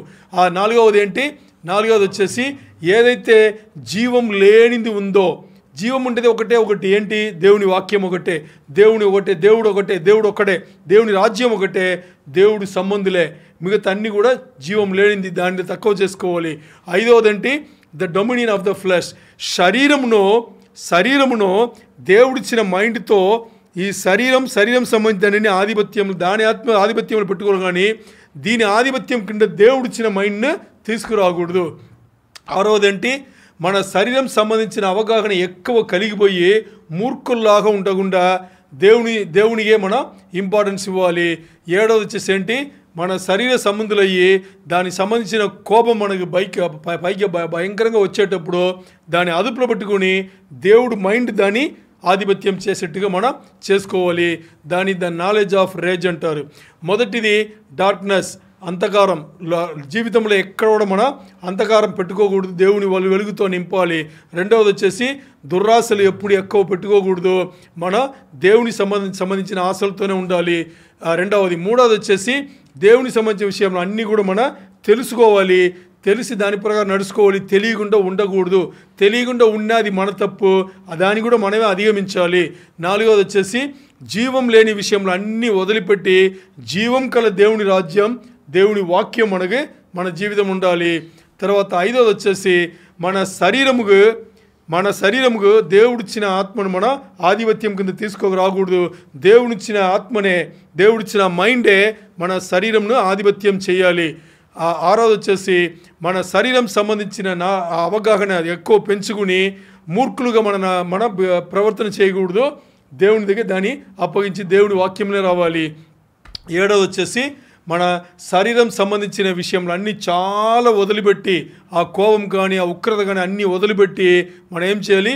లోకం తట్టి ఇవన్నీ 7 విషయంలో వదిలి దేవుని వైపు ఉండాలి. అప్పుడు ఈ లోకంలో ఉండేటప్పుడు 3 విషయంలో గెలిచిన 4 విషయంలో వచ్చేసి మనం ఇక్కడ గెలిస్తే ఆ తర్వాత ఎవరికి సమానం చెప్పాల్సిన అవసరం ఉండదు. మనం డైరెక్ట్గా పరదేశకు వెళ్ళిపోవచ్చు, లేకపోతే పరలోకముకు వెళ్ళిపోవచ్చు.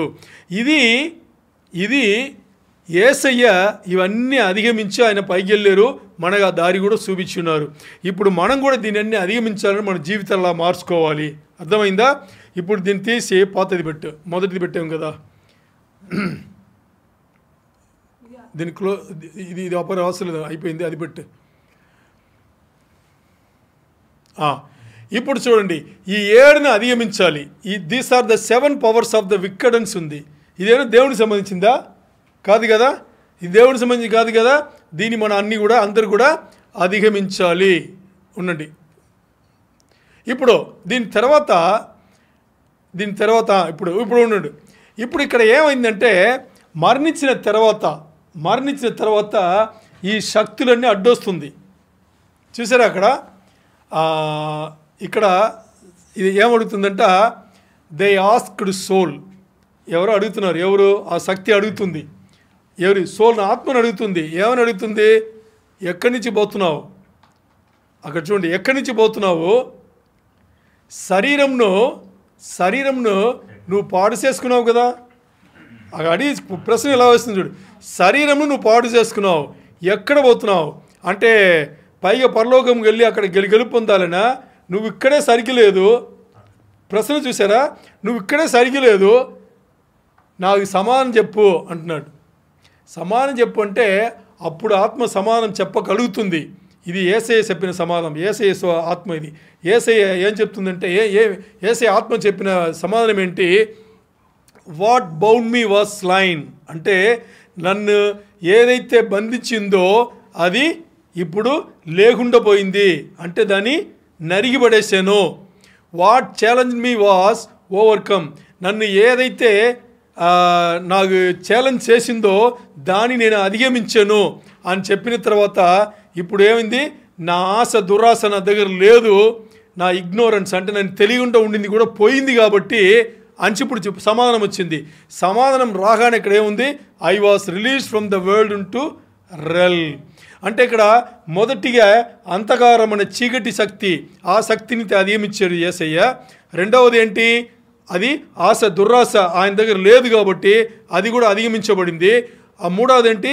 తెలియకుండా ఉండడం లేదు, ఆయన అన్నీ తెలుసు కాబట్టి 3 శక్తులు లోకం ఉండేటప్పుడు అధిగమించబడింది కాబట్టి ఆయన ఈ రెల్మ్ అంటే వరల్డ్ ఎర్త్లీ రెల్మ్, ఈ ఎర్త్లీ ఈ భూలోకం ఉంది, ఈ లోకం నుంచి పైకి వచ్చాడు. ఇప్పుడు ఈ 3 పోయింది కాబట్టి పైకి వచ్చి ఇప్పుడు ఆ తర్వాత ఏమైంది? ఇప్పుడు ఆయన శరీరం సంబంధించిన విషయంలో అన్నీ వదిలిపోయింది. 3 శరీరం సంబంధించి కదా వదిలిపోయింది. ఇప్పుడు 4, 5, 6, 7 ఆత్మ సంబంధించింది. ఇప్పుడు ఆత్మ సంబంధించిన ప్రశ్నలు ఇప్పుడు ఒకటొకటిగా పైకి వస్తుంది. ఇప్పుడు ఆత్మ సంబంధించిన ప్రశ్నలు ఒకటొకటి పైకి వచ్చేటప్పుడు ఇక్కడ ఇవన్నీ తర్వాత సమాధానం ఇవ్వబడేటప్పుడు ఆటోమేటిక్గా ఆ సోల్ ఏమైంది? ఆత్మ ఏమైంది? అక్కడ పాతాళంగా ఆయన చేరాల్సిన స్థలంగా వెళ్ళిపోయింది. ఇప్పుడు ఇవన్నీ చెప్పేసి మరియా సైలెంట్ అయింది. అంటే ఇంతవరకే యేసు ప్రభు వారు తనకి బయలుపరిచి ఉన్నారు, సైలెంట్ అయిపోయింది. ఇప్పుడు చూడండి వాళ్ళ దగ్గర వ్యతిరేకత. ఏం వ్యతిరేకత అంటే ఆంద్రియా ఉన్నాడు కదా, శిష్యుడు ఉన్నాడు కదా ఆంద్రియా ఏం చెప్తున్నాడు? అక్కడ ఒక నమ్మకలేని తనను తీసుకొస్తాడు. ఏమని? నాకైతే దీంట్లో నమ్మకలేదు, యేసుప్రభు వారు యేసుప్రభు వారు ఒక ఆడ స్త్రీ దగ్గర ఇలా చెప్పింటారు అనేది నాకైతే నమ్మకం లేదు.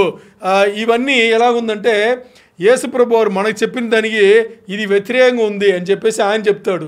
ఆయన చెప్పగానే పేతురు ఇప్పుడు ఏం చెప్తున్నాడు చూడండి. పేతురు నాకు కూడా అలాగే అనిపించింది, యేసుప్రభు ఇలా మాట్లాడి ఉండరు, ఎందుకంటే మనకి చెప్పకుండా ఓ స్త్రీ దేవుడు యేసయ్య చెప్తాడా అని చెప్పేసి చూసారా వాళ్ళ దగ్గరనే వ్యతిరేకత. ఎందుకు ఈ మరియ రాసిన సువార్త బయట అఫీషియల్ దీంట్లో పెట్టలేదంటే వాళ్ళ మధ్యలో ఇలా ఉంది, ఇది జనాల మధ్యలో వెళ్తే బాగోదు కాబట్టి వాళ్ళు ఏం చేశారు? దీని అలాగే ఈ అఫీషియల్ బైబిలెన్స్ ఉంది కదా దాంట్లో వాళ్ళు పెట్టలేదు. సో ఇక్కడ వాళ్ళు ఇలా మాట్లాడుతుంటే అప్పుడు లేవి ఉన్నాడు కదా శిష్యుల్లా, ఆ లేవి లేచి ఏం చెప్తాడంటే పేతురు దగ్గర చెప్తారు, పేతురు నువ్వు నన్ను చూడండి, హలో పేతురు ఎప్పుడు చూసినా నువ్వు ఇలాగే స్పీడ్ అవుతున్నావు, స్పీడ్గా ఏదో చెప్పేస్తున్నావు. ఇది మన వచ్చేసి మనం ఒకరొకరు తెలియని వాళ్ళలాగా మన గొడవలు చేసుకోకూడదు, అర్థమైందా? యేసయ్య మన అందరికన్నా మరియని ఎక్కువ ప్రేమించండి, మన అందరికీ తెలిసిందే. ఇలాగే చెప్తాడు, మన అందరికీ తెలిసిందే. ఇప్పుడు ఆయన చెప్పినట్టు మనం తీసుకోవాలి, కానీ ఆయన చెప్పలేదని ఎందుకు మీరు గొడవడతారు? మనం గొడవాల్సిన అవసరం లేదు అంటే ఇప్పుడు అందరు సమాధానం అయ్యి ఆ తర్వాత చూడండి, ఆ తర్వాత అక్కడ వాళ్ళందరూ బయలుదేరి సువార్త చెప్పారని ఉంది చూడండి. 35లో అదే ఉంది. ఏముంది? అందరూ చెప్పిన తర్వాత అందరు బయలుదేరి సువార్త అంటే బోధ కానీ ప్రీచింగ్ కానీ ఉపదేశం కానీ చేశారని చెప్పేసి ఆ తర్వాత అందరూ చేశారు, దాన్ని ఒప్పుకుని అందరూ చేశారు అని ఉంది. ఇది మరియ రాసిన స్వార్థ. అర్థమైందా?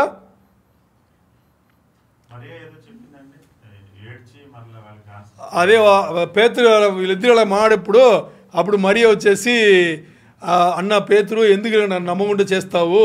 మీరు అడిగితే కాబట్టే కదా అని చెప్పాను, నేనే నా ఇష్టానికి చెప్పాను, నేను కలిపి చెప్పినట్టు ఎందుకు మీరు అనుకుంటారు? నేను నా ఇష్టానికి చెప్పలేదు కదా, మీరు అడిగితేనే కదా చెప్పాను. ఆయన నాగని చెప్పింది నువ్వు అడిగావు, ఇప్పుడు యేసయ్య లేదు, ఎందుకంటే ఆయన ఆరోహణం వెళ్ళిపోయారు, మీరు అడిగారు కాబట్టి నేను చెప్పాను అని చెప్పేసి కొంచెం బాధపడుతుంది. అప్పుడు లేవి చెప్తాడు, లేవి ఏమని చెప్తాడు, ఎందుకలా మనలో మనం మాట్లాడుకోవాలని చెప్పేసి. సో ఇది మనకి ఈరోజు మనకు కరెక్ట్గా 1 గంట అయింది, టైం కూడా ముంచి కరెక్ట్గా ఉన్నయింది. సో ఈరోజు ముగించాం మనం. దేవునికి మహిమ కలుగును గాక. Praise the lord.